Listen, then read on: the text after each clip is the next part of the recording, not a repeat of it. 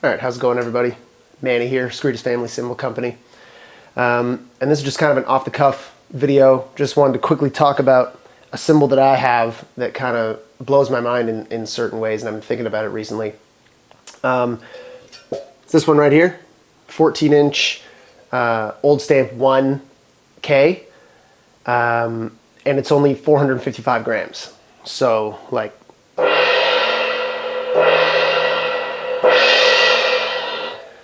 opens up really, really easily. And the reason I want to talk about it is because a cymbal like this, at this weight, you know, based on everything we know, it pretty much shouldn't function as a hi-hat. It should just be super easy to flip inside out, and it just, you know, it's really strange to me as to why this hi-hat actually even functions as a hi-hat. So it just got me thinking about certain things that we can always talk about more in the comments. And I'll cut to a video here really quick. I'll show you what I mean about the strength of the cymbal and why it works. This cymbal, for how thin it is, has a lot of strength right up there, just up near the bell. So I'll show you that video now. You can see that when I'm pushing pretty hard with my whole hand up by the bell, it's not budging at all. But if I just use my fingers and push on the outer, more flat portions of the surface of the cymbal, then it will, takes nothing just to dip it inwards. So it just got me thinking about the idea of stiffness and strength being pushed into a cymbal. Sometimes we think about cymbals being strong or weak kind of as a whole, but it's a little bit more complicated than that. It's more of a balancing act between different areas of the cymbal and thinking about how strength, relates to thinking about how strength relates to functionality of the cymbal in a certain way. So when we look at the shape of this cymbal, it's pretty flat and pretty straight on its trajectory up towards the bell. There's not a lot of curvature to it, but it was built in that certain way because of that balancing act I was talking about before. If we think about this cymbal as if it were a ride cymbal and we wanted to push more curvature up into this area right here, so we get that nice strong sweet spot for the stick, a lot of times when you see a cymbal like that, what you see is the curvature dipping down a little bit more towards the bell. So that's that balancing act that I'm talking about, where you want to really think about the functionality of your cymbal and where you want to push the majority of the strength. Obviously, as a hi-hat cymbal, when you're stamping down on it and a lot of the pressure is being put down here on the bell, you really don't want to have any weakness right here at the surrounding area, because that's where the cymbal is going to want to dip. And the opposite is true for a ride cymbal.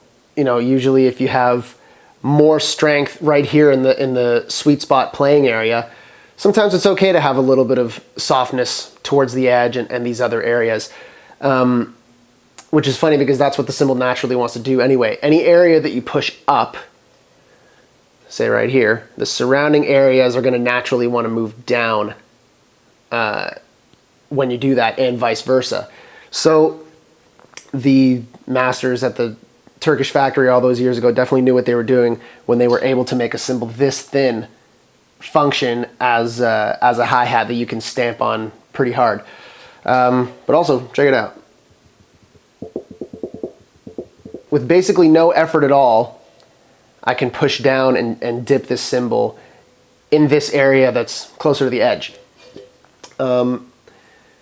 Which, depending on what you're looking for in your hi-hat sound, the functionality of this cymbal can really be, or I guess the sound of the cymbal can really be aided by that strength that you pushed up and you left a little bit of softness here. Because when you're playing these hi-hats with a stick, they sound really, really warm and they open up really nicely.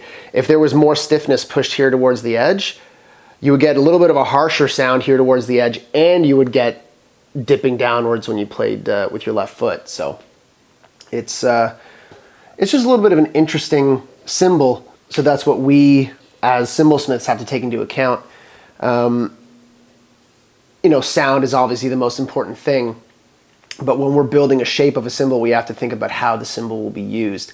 Where is it necessary? Where is it most necessary that this cymbal has strength or softness or all that stuff? And how do we balance the cymbal so that it sounds good, but it also functions the way it's supposed to when it's going to be played in a certain way?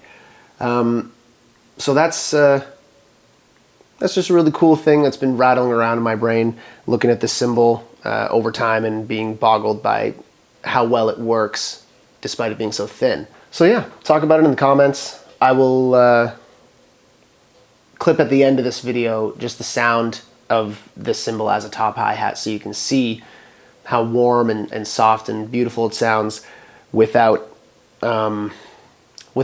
sacrificing any of that left foot strength that you need to really make it function properly. And that's that perfect place that we're always trying to hit, functionality and sound. So talk to each other, ask questions, let's see what we can come up with in terms of cracking this egg. Thanks everyone for watching.